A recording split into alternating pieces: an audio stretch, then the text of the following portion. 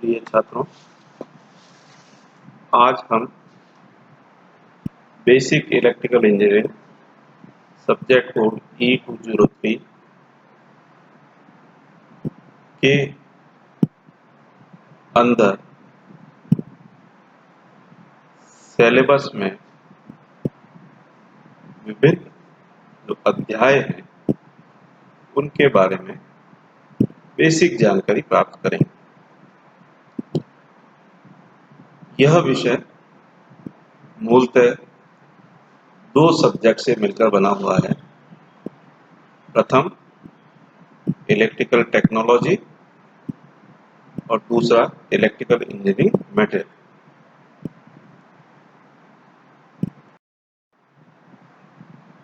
जो दो भाग इलेक्ट्रिकल टेक्नोलॉजी और इलेक्ट्रिकल इंजीनियरिंग मटेरियल्स हैं।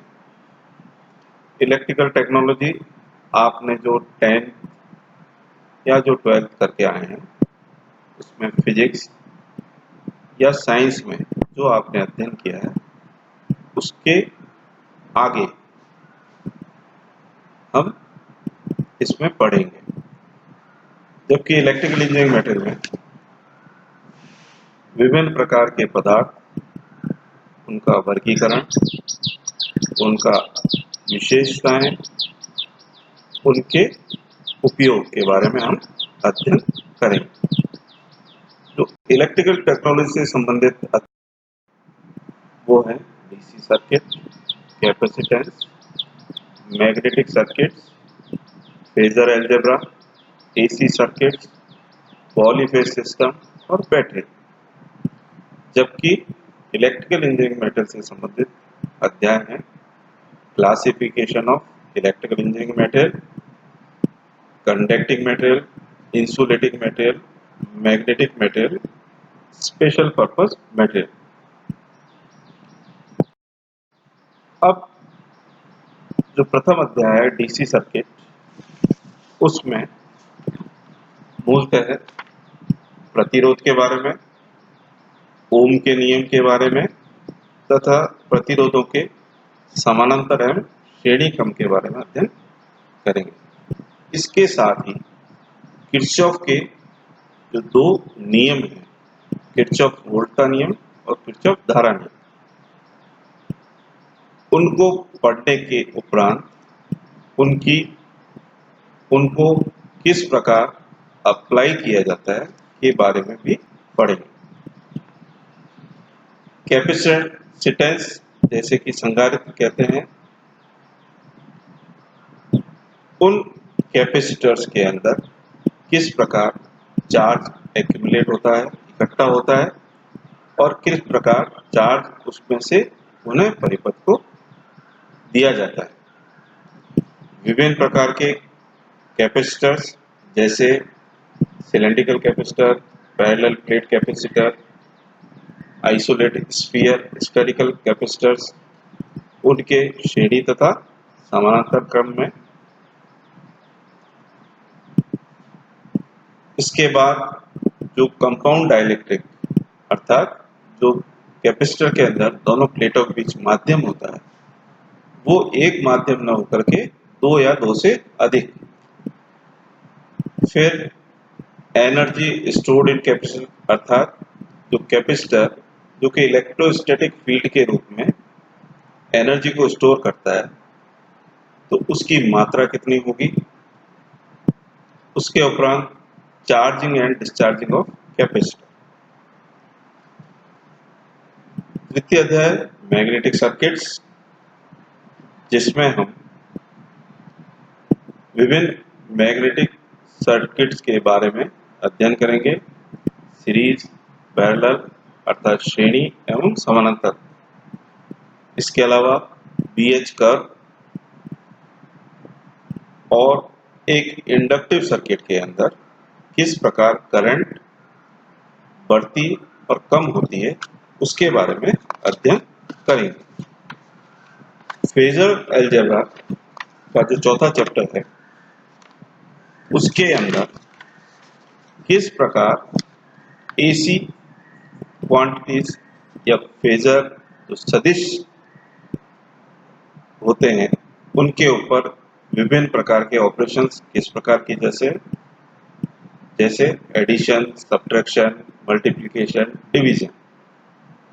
फिर उनकी क्या क्या फॉर्म होती है, अर्थात जैसे trigonometric, exponential form, polar form, j operator क्या होता है, 120 डिग्री ऑपरेशन तक क्या होता है, इसके बारे में इस अध्याय में पढ़ेंगे। फेजर अलजेब्रा में जो हम पढ़ेंगे उसी की एप्लीकेशन हम एसी सर्किट्स, जो कि नेक्स्ट चैप्टर में लेंगे। किसी भी अल्टरनेटिंग करंट की मैक्सिमम वैल्यू क्या होती है, एवरेज वैल्यू क्या होती है और आरएमएस वैल्यू क्या होती है, उसका फॉर्म फैक्टर क्या होता है, उसके उपरांत आरएलसी परिपथ का एसी इनपुट देने पर उसका बिहेवियर क्या होता है, उसमें करंट कैसे फ्लो होती है, पावर क्या सूत्र क्या होता है, एक कॉइल के बारे में कि उसका क्यू फैक्टर क्या होता है। इस सबको पढ़ने के बाद इसमें हम इन चीजों की जो पढ़ा है उसका हम अप्लाई करेंगे for solving series RLC circuit.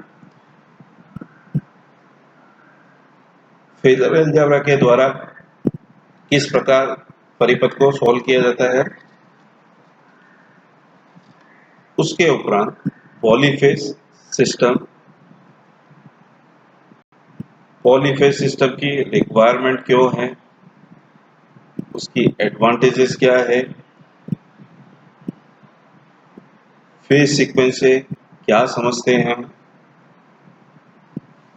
Star connection क्या होता है, डेल्टा कनेक्शन क्या होता है, और एक थ्री फेज सर्किट के अंदर पावर का एक्सप्रेशन क्या होता है, ये भी हम डिराइव करेंगे। इलेक्ट्रिकल टेक्नोलॉजी से संबंधित लास्ट चैप्टर जो है वो है बैटरी। जैसा कि आप सभी जानते हो, बैटरी का उपयोग व्हीकल्स के अंदर, इन्वर्टर्स के साथ, तो विभिन्न प्रकार की जो बैटरी है, जैसे lead acid battery, nickel iron battery, lithium ion battery, फिर उनकी जो विभिन्न प्रकार की एफिशिएंसीज होती है, जैसे amperes efficiency, watt hour efficiency के बारे में हम अध्ययन करेंगे। अब इलेक्ट्रिकल इंजीनियरिंग मटेरियल से संबंधित चैप्टर्स जो हैं उसमें सबसे पहला classification of electric engineering materials, अर्थात इलेक्ट्रिक इंजीनियरिंग मटेरियल से उनको हम क्लासिफाई करेंगे कंडक्टिंग, सेमी कंडक्टिंग और इंसुलेटिंग मटेरियल के। विभिन्न प्रकार के मटेरियल्स की बेसिक प्रॉपर्टीज,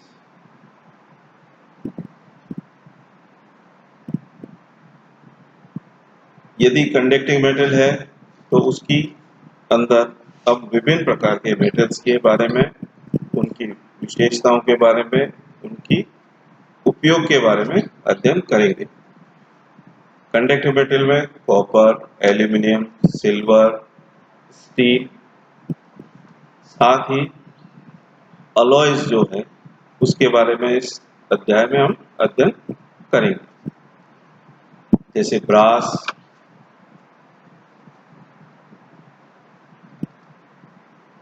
कंडक्टिव मेटेरियल है वो दो पार्ट में डिवाइडेड है, एक तो लो रेजिस्टिविटी मेटल्स और एक हाई रेजिस्टिविटी मेटल्स। लो रेजिस्टिविटी मेटल्स का उपयोग मुख्यतः कंडक्टर के रूप में होता है, जबकि हाई रेजिस्टिविटी मेटल का उपयोग हम हीटिंग डिवाइसेस, लोडिंग रियोस्टेट्स आदि में करते हैं। इंसुलेटिंग मेटल, जैसा कि आप जानते हैं कि इनका उपयोग बहुत ही बृहद है, फैला हुआ है। घरों में काम आने वाली प्लास्टिक से लेकर के पैनल में काम आने वाली बैकेलाइट तक इंसुलेटिंग मेटल्स है तथा इनका उपयोग बहुत ही विस्तृत वृहद है। अब इसके बाद मैग्नेटिक मटेरियल्स। मैग्नेटिक मटेरियल में विभिन्न प्रकार के जो मैग्नेटिक मटेरियल, उनका क्लासिफिकेशन, उनकी प्रॉपर्टीज, जैसे कि डायमैग्नेटिक, पैरामैग्नेटिक, फेरोमैग्नेटिक मटेरियल्स, इनके बारे में अध्ययन। तत्पश्चात